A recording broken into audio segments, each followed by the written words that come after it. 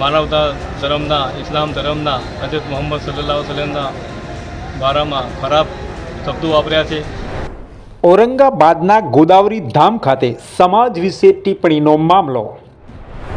મુસ્લિમ સમાજની ધાર્મિક લાગણી દુભાઈ હોવાનો આક્ષેપ શ્રી ક્ષેત્ર ગોદાવરી ધામના મહંતે કરી હતી ટિપ્પણી। મોડાસાના મુસ્લિમ સમાજ દ્વારા આવેદનપત્ર આપી અને કરાયો વિરોધ।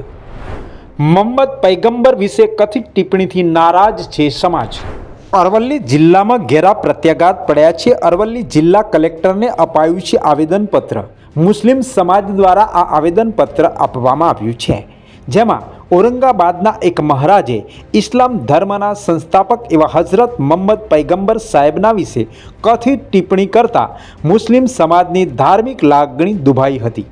ઔરંગાબાદના ગોદાવરી ધામ દ્વીપ સરલા ટાપુ વેજપુર સંભાજીનગરમાં એક અખંડ હરિનામ સપ્તાહ દરમિયાન ઉપદેશ આપતા મહંત રામગીરી પઠાધિપતિ ગંગાગીરી મહારાજ સંસ્થાન શ્રી ક્ષેત્ર ગોદાવરી ધામ એ 15મી ઓગસ્ટના રોજ ઇસ્લામ ધર્મના સ્થાપક હઝરત મોહમ્મદ પૈગંબર સાહેબ વિશે અપમાનજનક શબ્દો બોલી કથિત ટિપ્પણી કરતા સમગ્ર મુસ્લિમ સમાજની લાગણી દુભાઈ હતી।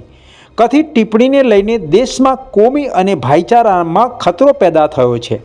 હઝરત મોહમ્મદ પૈગંબર સાહેબ વિશે અપમાનજનક બોલનાર મહારાજ સામે કાયદાકીય કાર્યવાહી કરવામાં આવે તેવી માંગ સાથે આજે અરવલ્લી જિલ્લાના મોડાસા કસ્બા જમાતના આગેવાનો, મુસ્લિમ સમાજના અગ્રણીઓએ અરવલ્લી જિલ્લા કલેક્ટરને આવેદનપત્ર આપી અને માંગ કરવામાં આવી હતી કે તેમની સામે દાખલ કરી કાયદેસરની કાર્યવાહી કરવામાં આવે।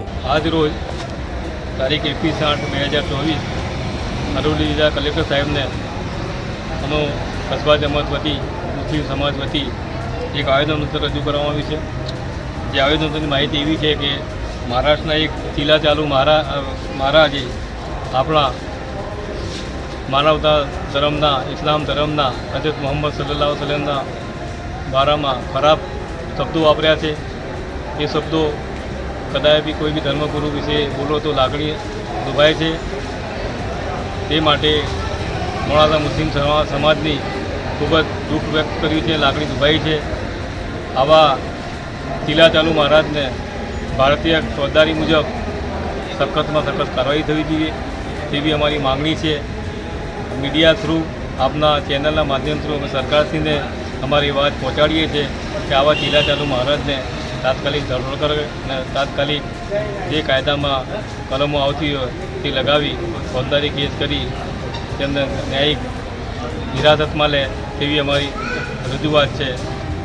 અસ્સલામુ અલૈકુમ।